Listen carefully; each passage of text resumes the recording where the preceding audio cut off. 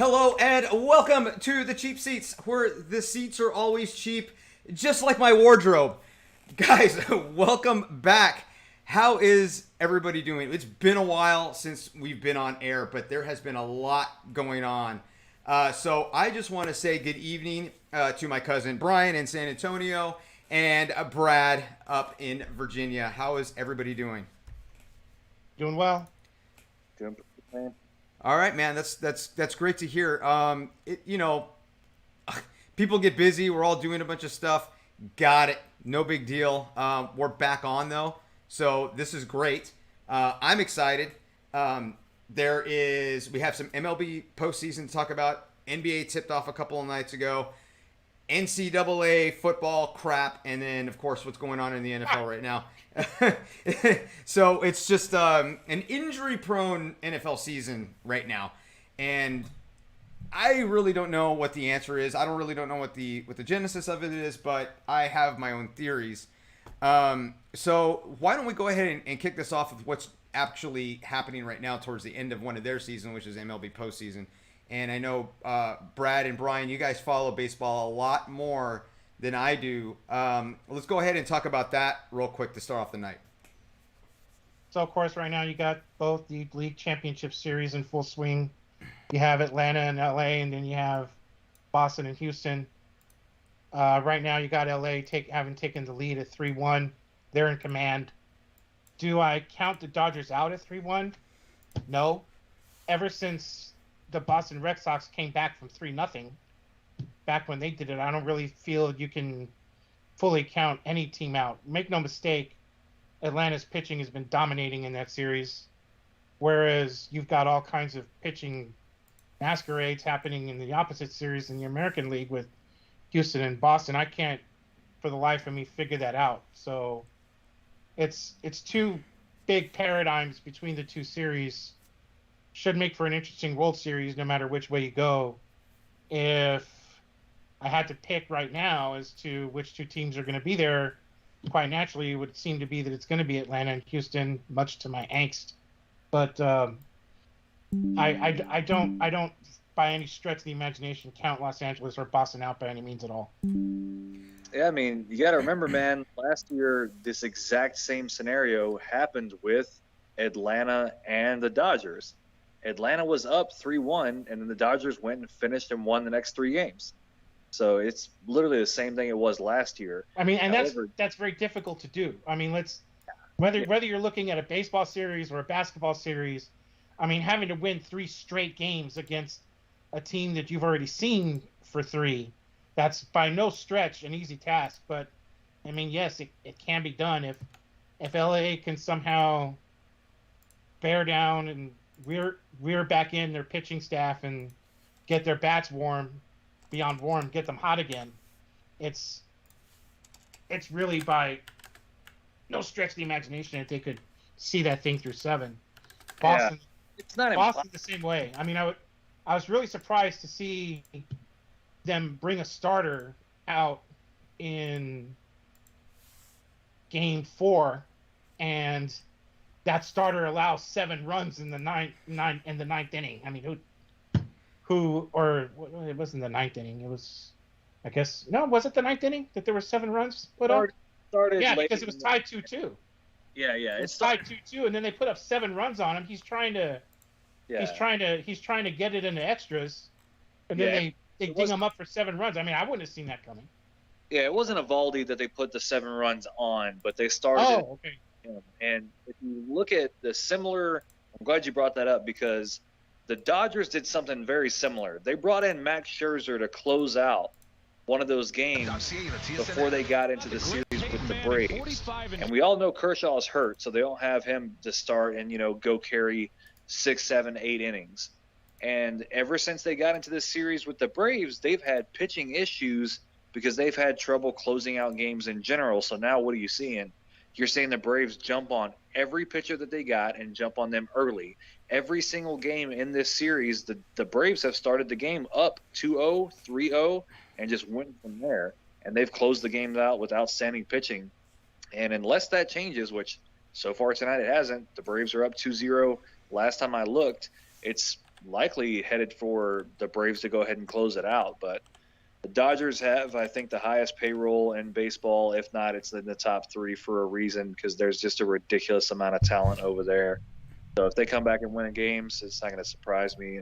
For Boston and Houston, man, it looked like there for 2 games that Boston had anything that Houston wanted to throw at them, like they knew exactly what was going on.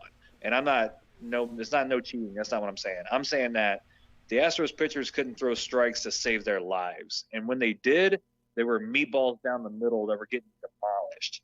That's what was happening. And if you look at what happened outside of those grand slams that everybody was getting so crazy about, the relievers and the bullpen, the closers, weren't allowing the Red Sox any runs. They were closing the games out with nothing allowed. So all you needed to see was the Astros starter to throw some strikes. And that's what's happened the last 2 games. And the Astros have gotten after the Boston pitching, and they made that mistake of putting Eovaldi in, and now they're paying for it. So we'll see what happens tomorrow. I'm not so sure I would have put Eovaldi in. I mean, I know what the analytics of it are. I mean, I understand their thought pattern is, hey, we need this game. We need it now. I'm going to bring in all resources to get this game so that we can keep it out of Houston. I get it. He was trying to hit a shot and it backfired. I mean, that was a big gamble you took, because now when you're probably going to need Eovaldi, I mean, you're going to need him Friday. You're going to need everything you got Friday, because I mean, it's Friday or that's it. Exactly. So that was a huge risk he took. I mean, it's like that 4th and 1 risk from your own 35. I mean, if you make it, you're brilliant, but if you don't, you're going to be in all the papers. So I mean, it's just, has anybody seen Days of Thunder? Yes, I have, with Tom Cruise and Nicole Kidman. Yeah. I don't want to pull out a stock car euphemism, but there's a moment in that movie that I'm going to tie into the 2 league championship series here between the 2 sports. He looks at him and he tells him, tires win a race. Not cars, not drivers, not engines, not V8, not the V power in the engine, none of that crap. Tires win a race. Okay. How is this playing into baseball? So in baseball, pitching wins a game in a series. Just the same way, if you take care of your tires, it's going to get the car there at the finish line. If you take care of your pitching staff, they're going to get you there in the 9th inning, which, I mean, I think we're seeing a thing in baseball where less and less teams are really, with the exception of Atlanta right now, Atlanta's showing how to do it, which the great teams from the Braves in the past have always done that. But lots of teams are just kind of getting away from, you need to have those starters in your rotation that are going to give you 3 to 4 wins, and then all of them get you deep into the 6th or the 7th innings if they can. Some of them, if they can get you a complete game, great.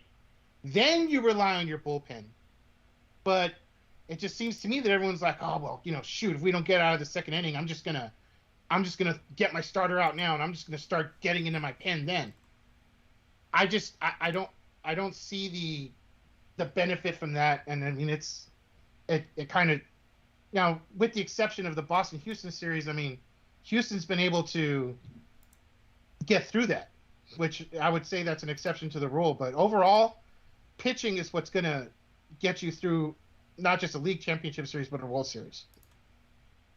Yeah, and I'll make one last note, and then we can move on from the baseball thing. But one other misstep last night from Alex Cora, and I think it was a huge thing in costing them the game, right? Chris Sale's out there, and he's dealing. I think he was only giving up, 1 run through 5 innings. But the one guy that was getting him was Yordan Alvarez. And he had the beat on Chris Sale, and it was lefty on lefty. So in the 5th inning, the Astros have runners at 2nd and 3rd. Okay. First base open with 2 outs.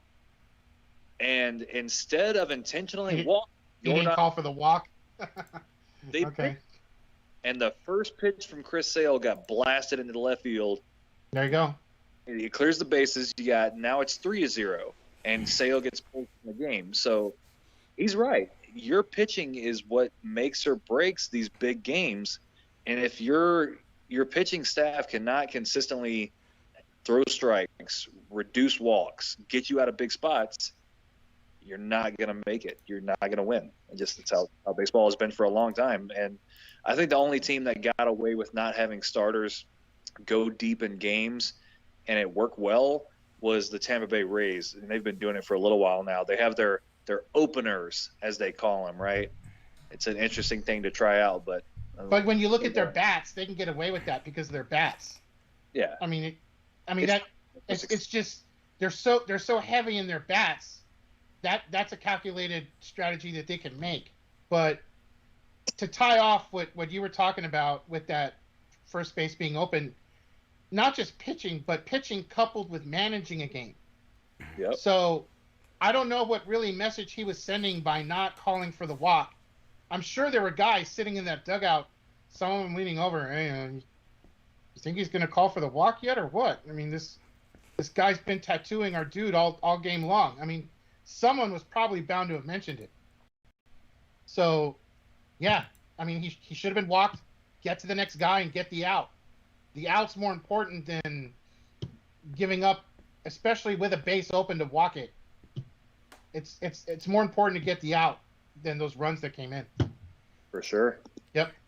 We'll see what happens tomorrow. Yeah, we'll definitely see, and the game is right there. Currently, LA leads 3-2 right now in this series. I don't really watch a lot of MLB baseball myself unless it's the World Series, and then even then it has to be a closeout game or Game 7. And really, I think I learned the majority of the sport just watching that series alone. Listening to you guys talk, it's interesting because, I mean, it's exactly how I talk about basketball and football and strategy. I know nothing about baseball strategy. I played it when I was a kid and I was in high school, and I honestly didn't know what I was doing. I was just hitting the ball, catching it, and just running when told, basically. So it was a lot like the Marine Corps, Brad. When I was there. So, but good insight, and next time we'll talk, we'll be talking World Series then. And currently right now in Thursday Night Football, the Browns are leading the Broncos 10-0.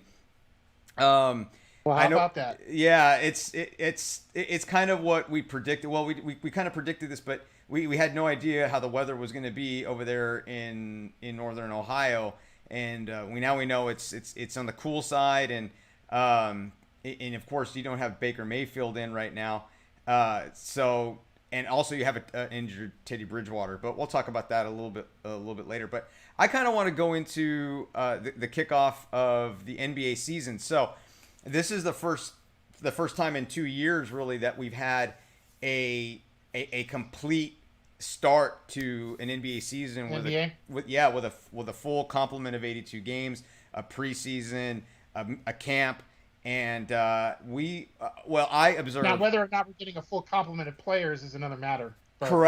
Correct. Not going into the Kyrie Irving hippie situation. The pro diseaser, but apparently he's just going to be sitting at home. He's going to make $19 million. Right. He's going to make $19 million. He's going to make $19 million just for staying at home. For staying at home and meditating, going, I don't want to be vaccinated. He's trying to figure out how the Earth is flat. Yeah, this moron, this guy.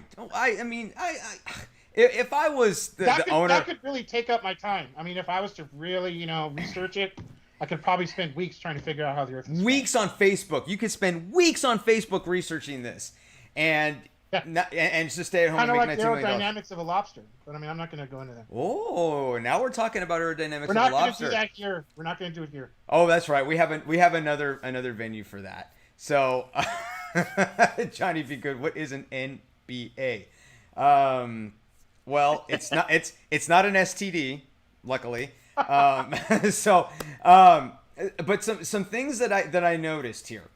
I didn't stay up for the Lakers and Warriors matchup. I watched the recap of it, and the Lakers look like a bunch of 40-year-old guys my age, playing a pickup game at the park.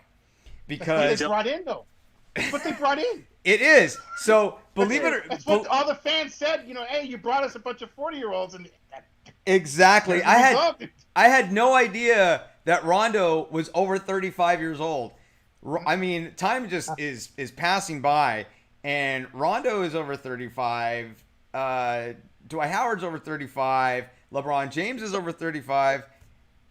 What's that? Said it's the old man crew. It is the old man crew, and I gotta tell you, I am right there at that old man ship, and we just can't get it done anymore, man. We can't. I mean, the Golden State Warriors looked like a well-oiled machine, and they absolutely schooled the LA Lakers in the second half of that game. On top of that, came back, said, "Yeah, I'm back healthy." Yeah. Oh, he's back healthy, and he was raining threes. It was incredible. The Bucks picked up right where they left off, dominating the Kyrie Irving-less Nets. It was absolutely incredible, the dominance of Giannis. They got their rings. They won at home. That guy's a beast. He is. I mean, and I feel like he's just getting started. It's absolutely nuts. So we had another complement of games last night, and I followed a few. And nothing really stands out other than the Knicks and the Celtics, scoring 138, 134 points apiece in overtime. Hang on. It's not just the Knicks and the Celtics, but I get that it's the Orlando Magic. I understand that. The Spurs and the Magic. The Spurs look, incredible. They look great. Given where they're at right now, for coming from last year, Primo looks primo. Oh, he does. He does. He's definitely playing to his name. I hope it keeps up. So do I, because they've had a disappointing couple of years. But as Spurs fans, I don't even know if you are one, Brian, because you post a lot of crap, and I really don't know if you're a Spurs fan or not. And I don't even want to know, but I am. I'm just honest. And I'm a Spurs fan, but I'm critical where it needs to be. You are. I think you're overly critical. I think you're so critical that it's hurtful in some ways. But Brad, are you a Rockets fan? Yeah. Okay, so yeah, you grew up in the Houston area. You're a Rockets fan. Being an NBA fan in Texas, it's you can either be the trifecta and be a fan of the Mavericks, the Spurs, and the Rockets, or you can be very territorial like me and you're just a Spurs fan and everybody else sucks. But I did follow it because I did get to see the game, and it was a fun game to watch. And the reason why is because the Spurs have such young players, and you have guys like Doug McDermott who come in, and Lonnie Walker, who was drafted and playing very, very well, as long as you have DeJounte Murray and Derek White running the floor. So there is your future right there, running the floor, and they are flying to the basketball. This is athleticism on a Spurs team that I have not seen since the 2003 season, when David Robinson's last year, and they won they beat the Mavericks in the Western Conference Finals, down by, I think, what was it, 17 or something like that to start to end the third quarter, and then Steve Kerr drained 12 points. Something like that. I enjoy being proven wrong. I've been in the position for a long time that pop ball is no longer efficient. I said it coming into the Olympics. I said it when the Spurs which they won the gold medal in. Which they did win the gold medal in. They lost. They lost the first. So but they did win the gold medal. Given their performance in Orlando, I enjoy being proven wrong, but there's 82 of these things to go.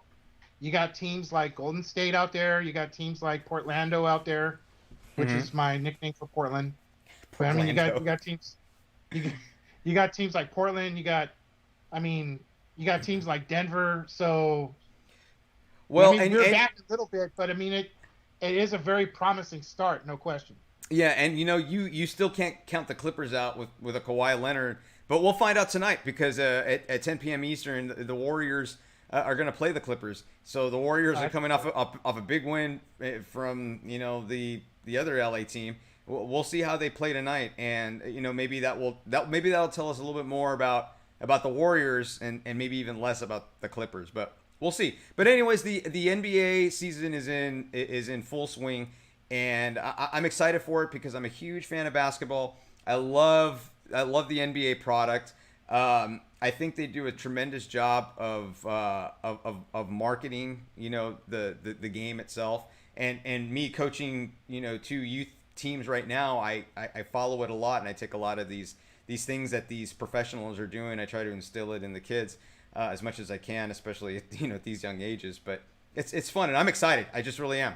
It's been a long time since we've had full basketball, and it's good to watch. So moving along, and we'll go ahead and move along, and because we got a lot of NFL football I'll talk about, but guys, we really got to talk about this because this is some crap about the NCAA the polls currently. I mean, A&M does the unthinkable and beats the number an unranked A&M, by the way, does the unthinkable. The Lord's work. Correct yourself. They did the Lord's work. They did God's work. They did God's work, which is nothing short of incredible, and beat the number 1 team in the nation, Alabama, and knocked them out of the top 4. Real quick. Mm-hmm. Does anyone in here just wish there could have been a fly on the wall at Saban's house that following morning? Oh my God. Yeah, but this guy. I would have, just like, I mean, you ever see the video of that guy who does everything by throwing everything around? You see that TikTok video of that dude? I have. Oh, like he gets a shirt. He like, and then like he throws away his trash, and he's like. I have seen that. Yeah. Don't See, you everything. think that's the kind of day Saban had that day? Yeah, everything he does is violent, brushing his teeth, throwing the trash away. Yeah, folding his clothes. Got it. But this guy's incredibly spoiled. All right. He has had a very successful football program for a very, very, very long time. But by his doing, though, I don't know if I would call him spoiled. No, it's spoiled, and I think it's spoiled because it's not like he has gone through. It's not like he's gone through the gauntlet every year to try to compete for the number 1 spot. All right, he hasn't. He plays 1 or 2, maybe 3 difficult games a year, and pulls it off. I don't know if I could sign off on that for every season. I mean, are you including the BCS playoff into that or not? Well, no, not really. No, I'm not. I mean, because he has not won every single national title. I mean, he had those games against, he had those games against Clemson, and I mean, it hasn't been all roses for him, but and he lost to Auburn, but again, he's still like it's still maybe 1. When was the last time Alabama had a 2-loss season? By the way. Okay, now see that I'm challenged. I couldn't answer that question. Yeah, see, and so okay, he's a little spoiled. He's been number 1, number 2, number 3, number 4, and guess what?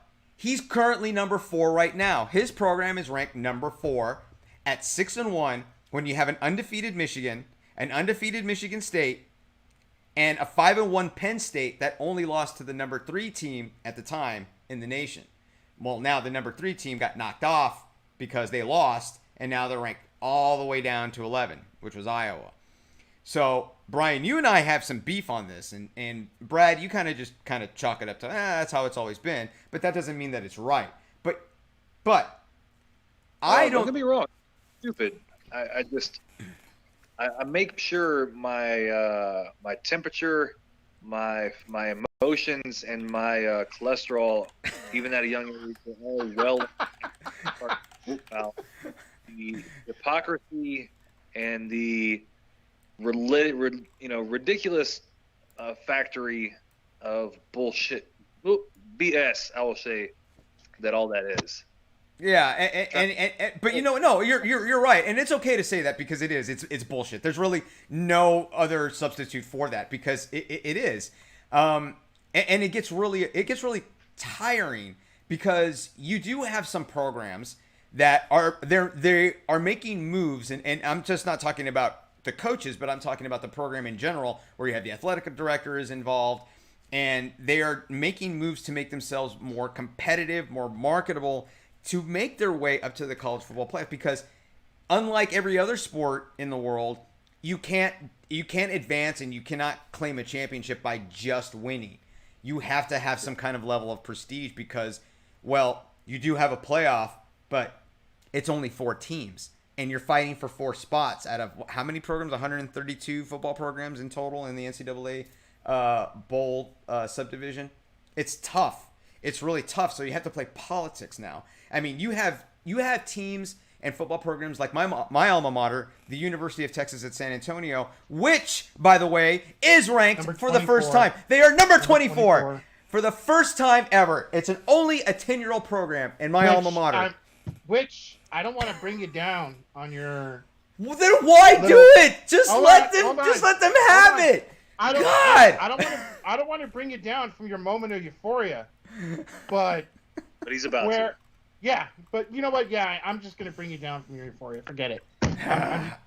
I'm just gonna do it. All right. The same way that I'm peeved that Iowa drops 8 spots. Okay. Where Alabama only dropped 4. The same way I'm peeved about that. Uh-huh. What body of work has UTSA done to get to number 24? Nothing. Everybody else just sucks. I don't think so. I mean, because they haven't really played a very, very, I mean, it wasn't a very difficult schedule, but they have won by a lot. You don't think it wasn't a very difficult schedule? Yeah, and that's just what it is. Conference USA?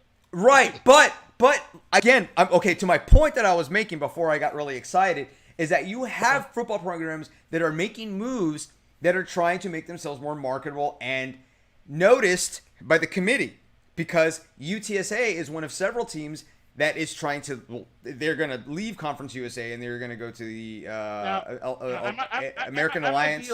I might be a little unforgiving here. There might have been one game that drew some attention. Let me go into their schedule real quick and just see if I can. Remember but right, that's fine. But to my point is that they're switching conferences to make themselves to give themselves a more competitive schedule, right? They're not trying to do what Alabama is doing, which is schedule an FCS school and start off the season that way and beat up on them to make it look like 70-0 means something.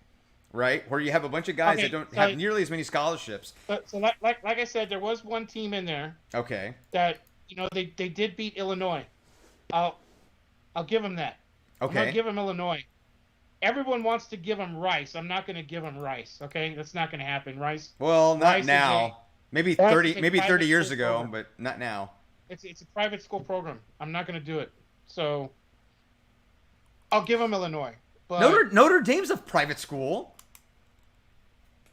So what? What does that have to do with anything? It's just that it's not a competitive football program. That's all. For the most part, private universities in the NCAA are not. Notre Dame's an exception. For the most part, they're not very competitive. From a national championship standpoint. Right. So they're not very competitive. Bottom line is, man, I'm not going to give them Rice. Bottom line, I'll give them Illinois, but I won't give them Rice. Anyways, look, go Roadrunners. But anyways, putting a team in the. All right, go Roadrunners. All right, I went to school there, so I'm happy. I just can't. I mean, I went to the University of Miami also to get my MBA, but I can't go for that football program. I cannot be a Hurricane. I mean, I am a Hurricane, but I cannot be a fan of. I just can't. I can't. I grew up Catholic versus buddy, convicts. I'd be the luckiest man alive if that did it for me. I can't. It's so hard. I mean, growing up Catholics versus convicts, and Dad going to Notre Dame and growing up a Notre Dame fan, I can't. I mean, it's okay. I think it's cool that I have the option to switch alliances if I want to, but I never am like that. I'm Brad, loyal to the end. Your thoughts, Brad? Does a victory over Illinois earn the top 25? Dude, I don't know, because he's right. There's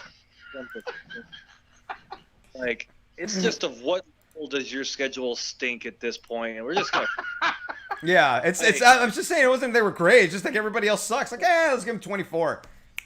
That's what thing they say. They're like, well, who is such and such played? I'm like, I asked that same question about any team in the NCAA. I'm like, who have they played? They all stink except you know what's great about this? They kicked their sister school out of it. I mean, so I'll take that. You know, being an Aggie, for UTSA, for the Roadrunners to go up to Bevo and say, "Get lost, we're taking number 24." I'll take that. Yeah, but they moved them up. What's Texas A&M? They're 17 now, right? Yeah, the season's over though. I mean, you know. Yeah, but they're 17, but they went from ranked, unranked, back to rank again because they beat the number one team. We're trying for the Alamo Bowl. We're trying for it. That would be fine. That would be nice. Alamo Bowl's good. Everybody loves to go to San Antonio in the wintertime because it's not as cold, but it can be.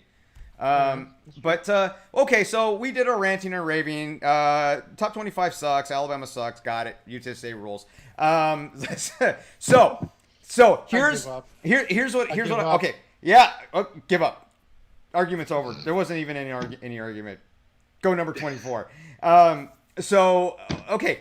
So we're into our picks, and there has been a lead change, a big lead change, right? And I'm going to go ahead and move to that because right now, big lead change because Brad has overtaken. What are we talking about here? No, I'm talking about the picks. I'm talking about the picks for the NFL, for our picks, for us. I don't want to talk about it. I see you, Brad. It's so funny. Brad is taking the lead at 96 points. Brian, you're in second place with 90, and I have dropped all the way to 88. I was in first place the last time we met. Yeah, so you guys how the Bulls. Yeah, but you guys are true to your football knowledge and genius, and you guys are doing better than me because I pick based off of emotion, not really off of any kind of like science. UTSA. Like UTSA, yes, like the mighty Roadrunners, just like them. So we already had our picks set up, and we're here ready to rock and roll. Nothing really different. Dallas has a bye this week. Jacksonville has a bye, and it's a good thing they did too. We'll get into that in a minute, right? Because Prescott now has injured his calf. So we, and this is really what I kind of want to get into is that. So we have a much longer season. That one extra week, it's almost a lifetime. It's significant. I mean, and no matter how you slice it. We're in week 7 right now. You have 8 more weeks left in the regular season, and we have a plethora of injuries. We have a plethora of injuries. So we're watching. Is currently limping off the field. He might have tore his Achilles again. I'm sorry. Who? Butler. I see it. Oh, ouch. Actually, it's the knee. It's not the Achilles. I just saw the replay. Okay. All right. Still though. Yeah. No Von Miller. That's man. Yeah, that really is. And I mean, this Denver defense has been struggling as of late. And so Von Miller. Von Miller took it to the. Yep. Oh, you hate to see those. Yeah, because so his knee. So his knee just went like that, and that's to the side. Okay, the knee is supposed to go like this. Yeah, it went like that. Bend that way. Yeah, it went that way. They're not meant to bend that way. So that may be an MCL type thing. That may be a meniscus. They haven't carded him or anything yet, but I don't think we see him for the rest of the night. I don't even. Wow, that may be something that sidelines him. Oh, for the he's rest done of the, for the day. That may be something that sidelines him for the Denver rest just needs to hope they can get him back in 2 or 3 weeks or 4. At this point, I wouldn't. Hopefully, it's just a severe sprain or. Yeah. You definitely don't put him back out there. I wouldn't. Right. So right now, OBJ's hurt now. Yeah, I just saw. Well, and he didn't even catch the football. He didn't. Yeah, he dove out of bounds and he didn't catch the football. So he dove. He's not a bad shooter. He landed on his he shoulder. just got the wind knocked out of him. Maybe. He'll be fine. Or he landed on his. I see him landing on his right shoulder. Yeah. I don't know what that was, but anyways, he's down right now. See, now that you put him back out there. He probably can. If it's just like a little stinger, then he'll be all right. So let's start. Are we going to discuss the elephant in the locker room on the NFL right now? About Gruden? Let him get through the injuries piece first. Oh yeah, Okay. well I think I think we kind of I just kind of want to get your take on this, Brad, real quick. Not Gruden. I'm not talking about Gruden. All right, oh, I know what you're talking about. We'll get to that in a second. Okay. So Brad, what is your take right now? I know you sent me that text about the Saints getting a lot of their personnel back, but what are you seeing right now?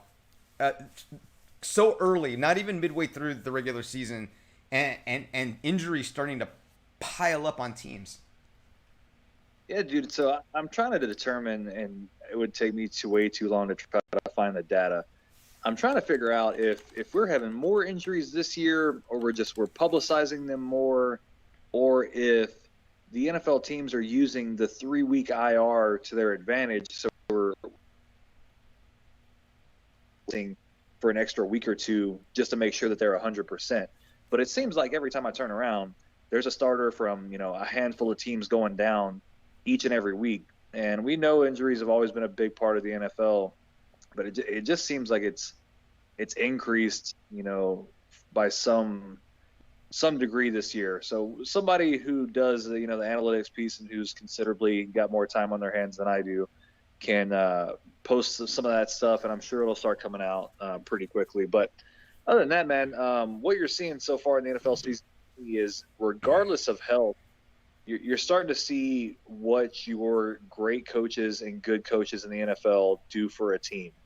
So everybody obviously has their things to say about, Tom Brady, Patriots, and what have you. But what do coaches like Mike Tomlin, Bill Belichick, Andy Reid, was it Jim or John Harbaugh for the Ravens? I can never remember which one it is.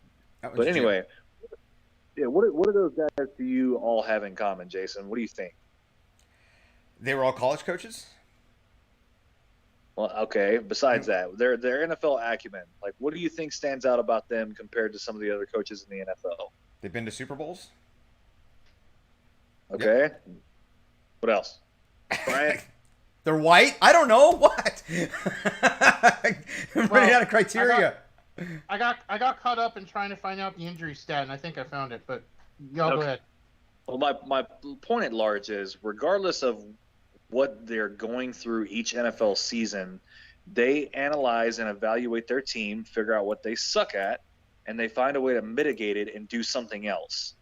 Right? So, like, we wrote the Ravens off very early in the season because of they're missing the left back. Oh, their corner's out. Another corner's out. Oh, all their running backs are gone. They're dead. Well, they're 5-1 right now, and they just beat the hottest team in the AFC. Bill Belichick's team is not they don't have a great record, but each and every week they look better. And I know everybody's kind of down on the Chiefs right now, but if you saw the second half of that game against Washington, they didn't let Washington do anything, and they walked all over them on offense. So my bigger point is the coaches that often succeed. Mike Tomlin's never had a losing season. Bill Belichick's obviously got more Super Bowl rings than any other coach, Andy Reid, et cetera, et cetera. You get where I'm going. They figure it out. It doesn't matter what injuries they have. Their teams are always competitive, and they get better as the season goes along. So I think you're starting to see the separation of those things, and you're starting to see where general managers earn their money. Because some of the teams that are not missing a beat right now when these injuries are happening are the guys who actually have depth on their team. Like right now, the Cowboys actually have depth for the first time in years and years, which is why you're seeing guys like Cedric Wilson, who nobody knows who he is, get put in situations where he's got to catch, things like that. So I think it's a lot of what you're seeing right now is you're seeing the separation that we've been waiting for a couple of weeks now, and you're getting a better idea of what you're going to see when it comes playoff time. Exactly. And Brian, before I let you talk about the injuries real quick, is yes, now we're seeing separations because going into the bye, Dallas Cowboys 5-1. Everyone else in the NFC East losing records 2-4, 2-4, 1-5. Green Bay Packers 5-1. Everybody else in the division at 500 or losing. NFC South, the Buccaneers 5-1. Saints are starting to show some promise at 3-2. Carolina is 3-3. Atlanta's 2-3. NFC West, Arizona, the only undefeated team left in the league at 6-0. But with the Rams right behind them at 5-1. So we're seeing this separation now. The AFC is not much different. You have 4-2 Bills, the 5-1 Baltimore Ravens, and that Bills loss shocked me. By the way, I mean Derrick Henry going nuts. That's nuts. It just really is. I mean, he went off the chain. Titans 4-2, improving, and then the Chargers 4-2. So we're starting to see it, but now we're starting to see the disparities, especially right now in the NFC, that you have a lot of weak teams. But those teams that are doing well are dominating. Minus the Buccaneers, because they have the easiest path to the NFC playoffs, and that's a hill I'm willing to die on by saying that, because that's exactly how it is. But anyways, go ahead. Yeah, the Bucks. Anyways, go ahead, Brian, with your injury status or stats. I don't have the full answer, but last year injuries were up 16% versus any other year. So I think it'd be hard pressed to say that it's heading that trend right now. As far as the Bucks having the easiest pathway. No, they do. And this is why they do. Because the only team that they're playing that has a winning record right now that they're going to be playing is the Buffalo Bills up until they play them. So they played the Cowboys and barely won. They played the Falcons, won, and they lost to the Rams. They lost to the Patriots. Beat the Patriots, beat the Dolphins. Who doesn't beat the Dolphins? They suck so bad. They beat the Eagles, beat the Bears. And they're going to probably beat the Bears.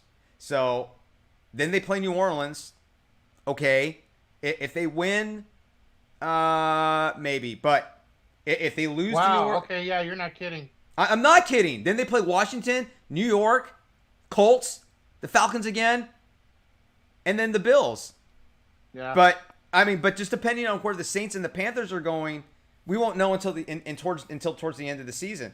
Maybe they start playing their best football, and we start seeing the consequence of bringing back all 22 of your starters, but having no depth on the Buccaneers, because now they're out Richard Sherman, who they went and they tried to get because their secondary was so depleted. So Brad, you're absolutely right. You're talking about depth. The Cowboys have great depth, and I'm saying that because I know it, and I'm seeing it, and I see how that offensive depth is picking apart defenses. But I'm also seeing that defensive depth, which is keeping them fresh and allowing all these interceptions to happen, allowing all these turnovers to happen. Now, while Dallas is killing it on the turnover ratio, which they are, mm-hmm. I think one thing that does need to be concerning is they're not necessarily putting a lot of star power in preventing points. Yeah. No, they're not. I would be interested to see where they rank in points allowed, because. But where have all their points come from? Look at that stat. Where are a majority of their points coming from? That they're allowing? Yes. Are you talking about like garbage time points? Yes. That's what's happening.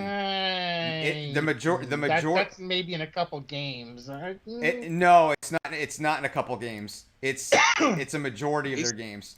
So if we look at about that. Right. I don't know if I can sign off on that. Right. So if Eagles game. Yes, in the Eagles game, so they gave up 20. They gave up 21 points, and they gave up 14 of those points in the second half. Against Carolina, they gave up 14 points in the fourth quarter alone. All right. So, yes, I want to say that the majority of their points are happening in the second half. How about the Patriots? Oh, no, that was tough because the Cowboys couldn't score. Because of Belichick. And you can never count out a Belichick-led defense. You just can't.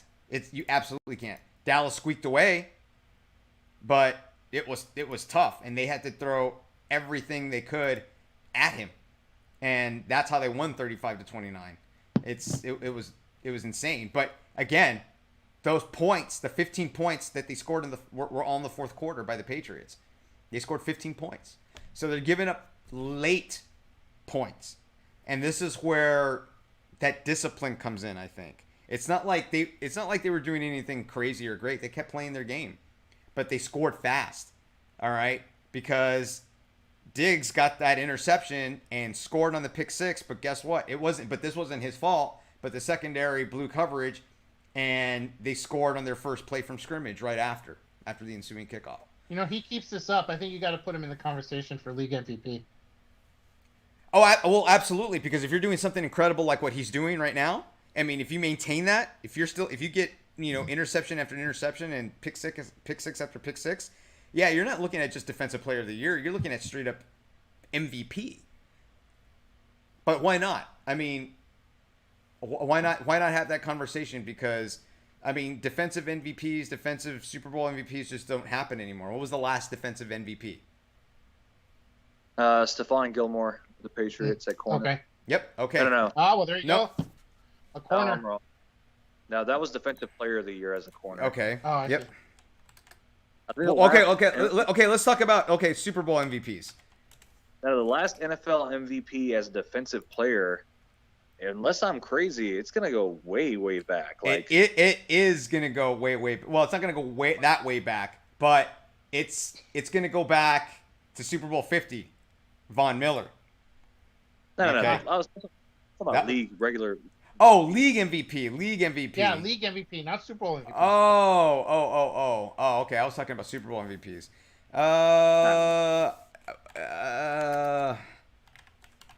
That's a good question. I'm gonna have to look that one up because While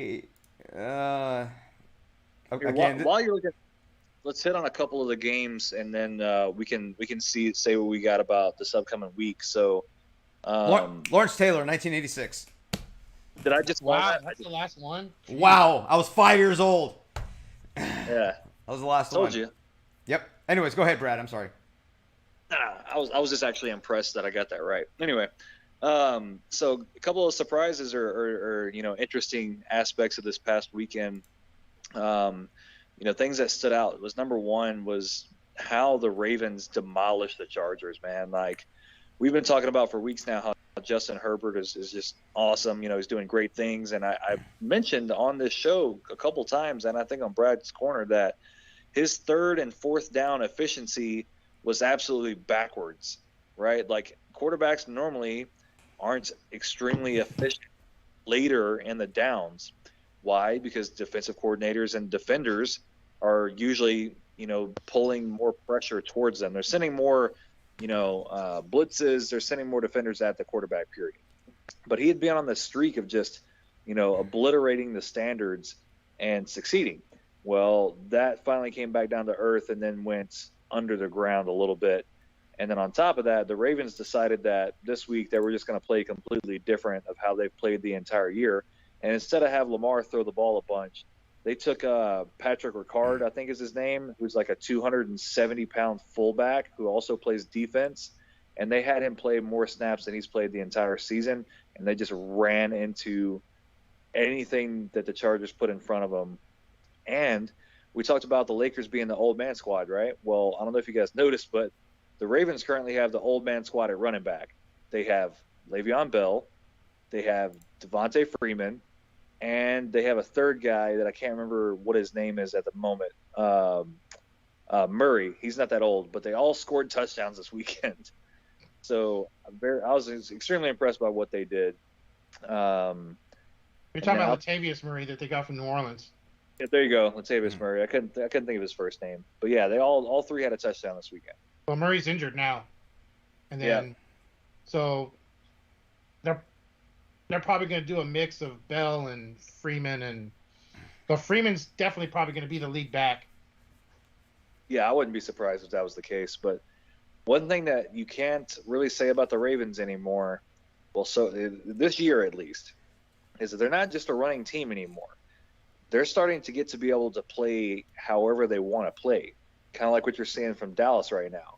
If Dallas wants to run the ball, then they build a game plan offense around running the ball if you aren't good at stopping the run. If they need to throw it 50 times, they'll throw it 50 times.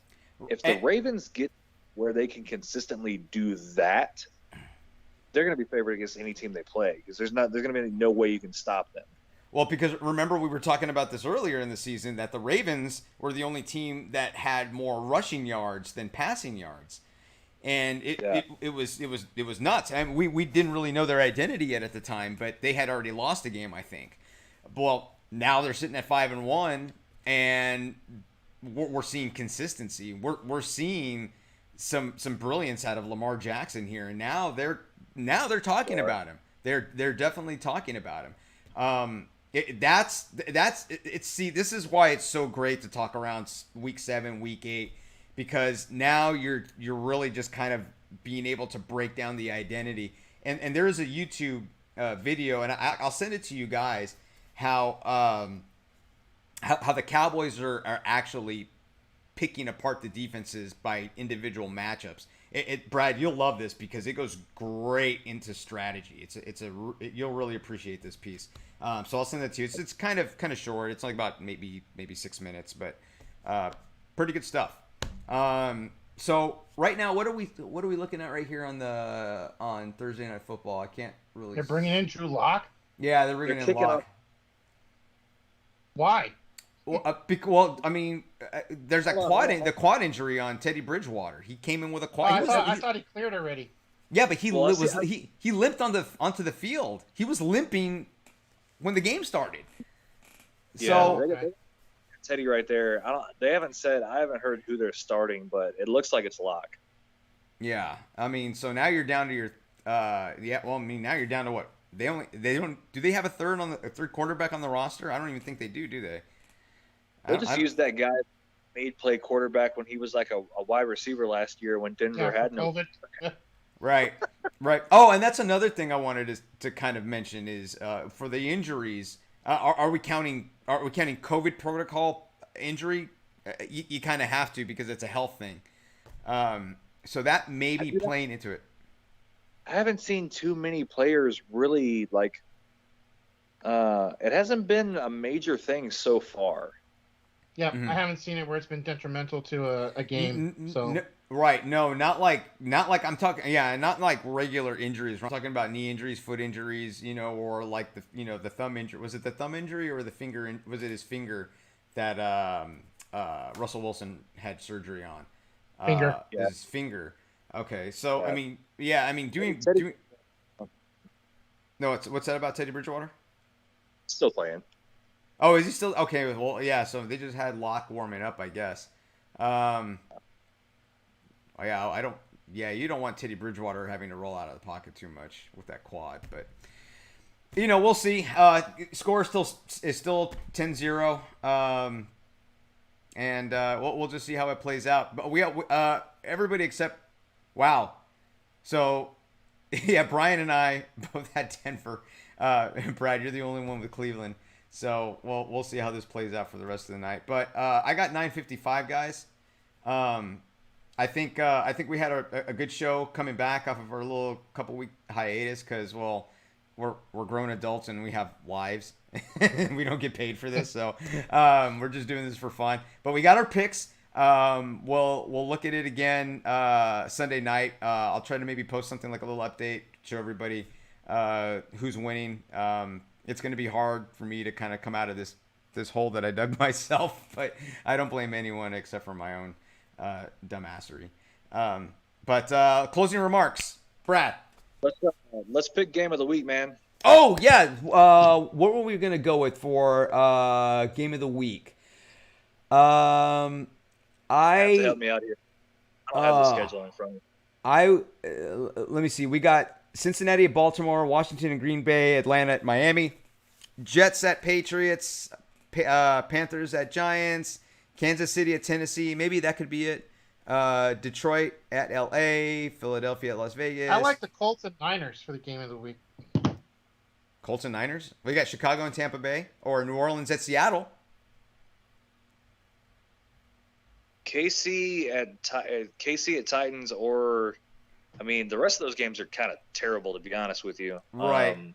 I think you know what I like KC at Tennessee because Tennessee is they're playing well right now, and you can't count a Kansas City team out with Patrick Mahomes. So sure you can. They suck right now. Okay, so what was the other one? Why do you like Indianapolis at 4? Why do you like Colts at Niners? You got two sprains that's showing everyone that he's not necessarily two sprains. And then you got Garoppolo coming back into this thing. I think it makes it interesting between the two of them. Yeah, I mean, it should be. Sure. Okay. All right. We'll go. Okay. All right. Let's do that because Brad, you got San Fran. But KC and Tennessee is also something to pay attention to. I'm not saying, I mean, KC Why don't we have two? Why don't we have them both? We'll just count the points for double because for that one. You don't want to bury yourself, do you? I mean, you're already. Brian, you and I both have the same picks. Except for just keep it one game. That way it's consistent. All right. Fine. Yeah, okay. that way you have a prayer. If you want to make it tiebreaker, it's like this. Uh-huh. Which game weighs more heavily? Right now, the Niners nor the Colts are in contention for their division. True. But Kansas City and the Titans are going to be high in the AFC. So I mean, which one's more important in the scheme of things is kind of how I would go about it. I think that's a good point. All right, so we're going to go with Kansas City at Tennessee for Game of the Week. So let me go ahead and put just a tiny little asterisk next to it whenever the program wants to open on my computer. I don't know why it's trying to load up Solver. Okay, so here we go. Little asterisk and save. And voila, there we are. Game of the Week bonus. All right, counts double. Sounds good, guys. All right. Well, guys, it was great to be back. Let me go ahead and let me go switch views here. Great to be back. I know we get a little bit busy and sometimes we can't keep up and stay consistent, but I'm glad we're still doing this. Well, I think we're good for next week, right? Everybody looks good for maybe Tuesday of next week, the 26th. Maybe. Looking good. What do you think? Yeah. All right. Should be okay. Okay, guys. Well, great show. Guys, take care. I'll try to post a little something on Sunday for the weather. I haven't done that in a while. And then in the evening, show some updates. I'm not going to have anything better to do. I don't have the Cowboys playing, so just watching for fun and my fantasy teams. So, hey, Brian, why don't you go ahead and close us out? You're the founder of this. So, just real quick, we haven't been on our other podcast for a while, so I want to make sure that on All Bets Are Off, we usually give a big shout out to Bad Customs, and we haven't been able to get that out the last few shows on Cheap Seats. So, yes. For Bad Customs, they do a lot of great stuff, and they're full on into their holiday gig right now. So, be sure, and if you're looking that way on their Facebook, be sure to have some ample time to make an order if you're going to make an order. Also, the same for Farrah Rose Designs. These guys get extremely booked at this time of year, so just be aware of that and be patient and make sure that you're putting your orders in with enough flexibility to have them be able to work on it. So I want to give them a shout out. And then, of course, I just want to remind everyone that's good enough to come and see us that, remember, we welcome you to the Cheap Seats where the seats aren't, where the content isn't cheap, just the seats. All right. Well, thanks for that, Brian. And also, Brianna's going to be working on some shirts for us, for the three of us, when she gets a little bit of time. All right, guys. Have a good night. Brian, thanks for that. We'll check you guys out later.